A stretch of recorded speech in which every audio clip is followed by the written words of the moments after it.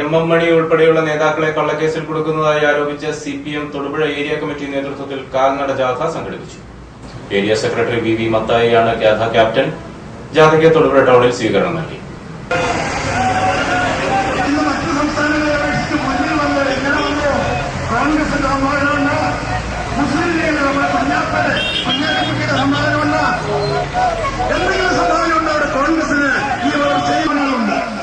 അതോടൊപ്പം നമുക്ക് കാണാൻ കഴിയുന്ന ഇടതുപക്ഷ പ്രസ്ഥാനങ്ങൾ, ട്രേഡ് യൂണിയൻ പ്രസ്ഥാനങ്ങൾ, കമ്മ്യൂണിസ്റ്റ് പാർട്ടികൾ.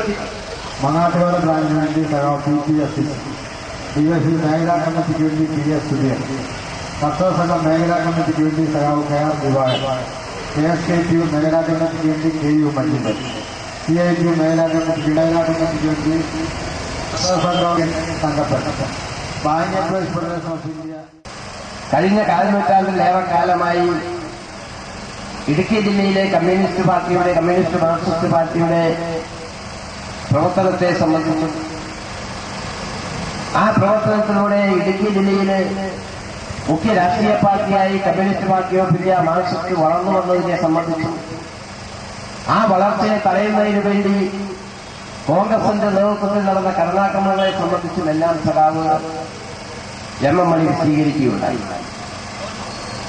ആ വിശദീകരണത്തിൽ പറഞ്ഞ അഞ്ചേരി ബേബിയുടെ കൊലപാതകവുമായി ബന്ധപ്പെട്ടുകൊണ്ടാണ് ഇന്ന് സഖാവ് എം മണിയെ 35 വർഷങ്ങൾക്ക് ശേഷം കള്ളക്കേസിൽ കുടുക്കി ജയിലിലടച്ചിരിക്കുന്നത് എന്ന കാര്യം നാം കാണേണ്ടതുണ്ട്.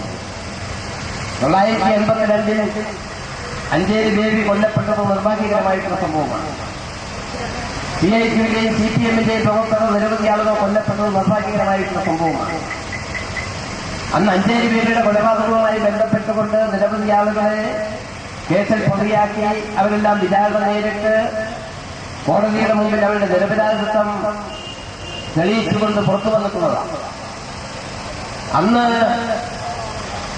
കരുണാകരൻ കേരളത്തിന്റെ മുഖ്യമന്ത്രിയും വയനാടിന്റെ ആഭ്യന്തരമന്ത്രിയുമായി നമ്മുടെ നാട്ടിൽ ഭരണം നടക്കുമ്പോൾ അഞ്ചേരി ബേബിയുടെ കൊലപാതകവുമായി ബന്ധപ്പെട്ടുകൊണ്ട് അന്ന് പാർട്ടിയുടെ കരുത്തനായ സംഘാടകനും നേതാവുമായിരുന്ന സഖാവ് എം മണിക്ക് എന്തെങ്കിലും ബന്ധം ആ കേസിലുണ്ടായിരുന്നുവെങ്കിൽ അന്ന് വയലാറിനെയും കരുണാകരനും മണിയെ കേസിൽ ഉൾപ്പെടുത്താതിരിക്കുമായിരുന്നു.